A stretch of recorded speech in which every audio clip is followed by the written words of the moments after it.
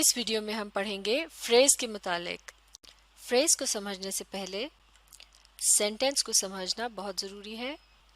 اس سے پہلے ایک ویڈیو میں ہم نے پڑھا تھا کہ ایک سینٹنس کے اندر ایک سبجیکٹ اور ایک ورب کا کم از کم ہونا بہت ضروری ہے، کیونکہ ورب کا مطلب ہوتا ہے کوئی عمل یا کام، اور سبجیکٹ ہوتا ہے اس کام کو کرنے والا۔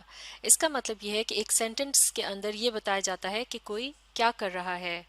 تو اس طرح سے ایک سینٹنس جو ہوتا ہے وہ ایک مکمل بات ہوتی ہے جسے پڑھ کر یا سن کر سمجھ میں آ جاتا ہے کہ کیا بتایا جا رہا ہے۔ اب ایک سینٹنس کے مقابلے میں فریز کو سمجھنے کی کوشش کرتے ہیں کہ ایک فریز جو ہوتی ہے وہ دو یا دو سے زیادہ الفاظ سے مل کر بنتی ہے، لیکن اس میں یہ سبجیکٹ ورب کمبینیشن موجود نہیں ہوتا، یعنی اس میں کسی کے عمل سے متعلق پوری بات نہیں بتائی جاتی اور نہ ہی یہ بتایا جاتا ہے کہ کون کیا کر رہا تھا۔ اس طرح سے فریز جو ہوتا ہے اسے ہم کہہ سکتے ہیں کہ یہ ایک نامکمل جملہ ہوتا ہے یا ایک نامکمل بات ہوتی ہے۔ مثال کے طور پر ان الفاظ کو دیکھتے ہیں۔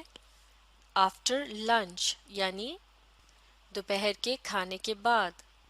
تو ان الفاظ کو پڑھنے کے بعد ہمیں صرف اتنا سمجھ آ رہا ہے کہ دوپہر کے کھانے کے بعد، لیکن اس سے مزید کچھ پتہ نہیں چل رہا کہ اس کے بعد کیا کرنا ہے یا کیا کیا گیا، کیونکہ یہاں صرف ایک وقت کی طرف اشارہ کیا گیا ہے، آفٹر لنچ یعنی لنچ کے بعد۔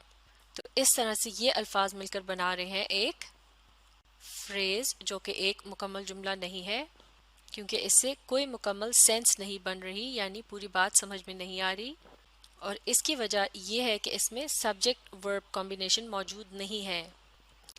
اسی طرح سے ایک اور اگزامپل دیکھتے ہیں۔ اے گریٹ ٹیچر یعنی ایک عظیم استاد۔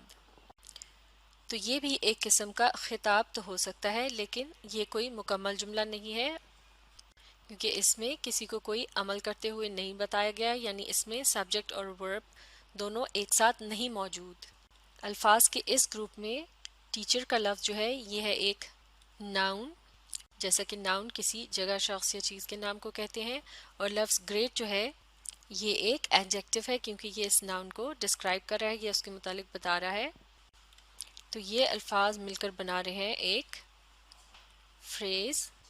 اب ایک اور اگزامپل دیکھتے ہیں۔ ٹو رائٹ یعنی لکھنے کے لیے۔ تو یہ الفاظ بھی کسی شخص یا چیز کے ذریعے کسی عمل کے ہونے کو نہیں بتا رہے، لہٰذا یہ مل کر بنا رہے ہیں ایک فریز۔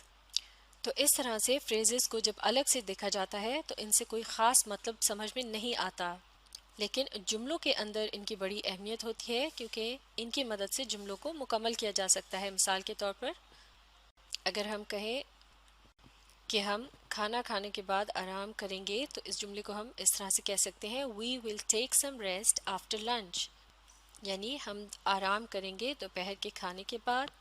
تو آفٹر لنچ کی فریز کی مدد سے اس جملے کو مکمل کیا گیا ہے، جس کی مدد سے یہ پتہ چل رہا ہے کہ آرام کب کیا جائے گا۔ اسی طرح سے اگر آپ نے کسی ٹیچر کے متعلق بتانا ہو کہ وہ ایک عظیم ٹیچر ہیں، تو آپ ان کے نام کے بعد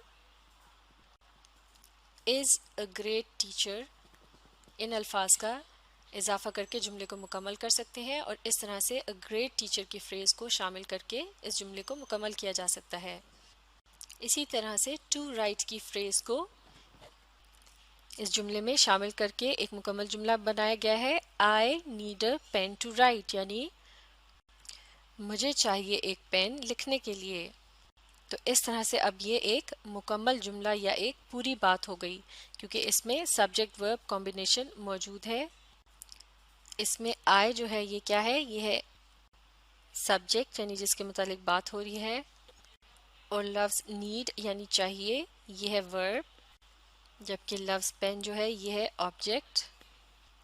اور اس میں ٹو رائٹ کے جو الفاظ ہیں یہ مل کر بنا رہے ہیں ایک فریز، جن کی مدد سے پوری بات کو مکمل کیا گیا ہے کہ پین کس لیے چاہیے۔ تو اب ہم ان ایگزامپلس کو دیکھ لینے کے بعد سمجھ سکتے ہیں کہ ایک فریز کیا ہوتی ہے۔ A phrase is two or more words that do not contain a subject-verb pair. It does not make complete sense.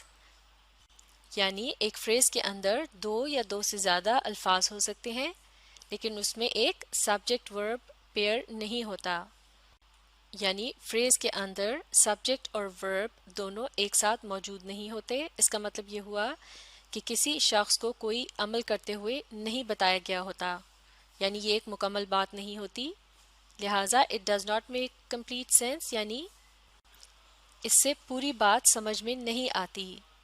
تو یہ تھی فریز کی پہچان۔ اسے اچھی طرح سے سیکھنے کے لیے آپ اس ویڈیو کو ری پلے کیجئے اور اس کے ساتھ ساتھ پڑھنے اور سمجھنے کی کوشش جاری رکھیے۔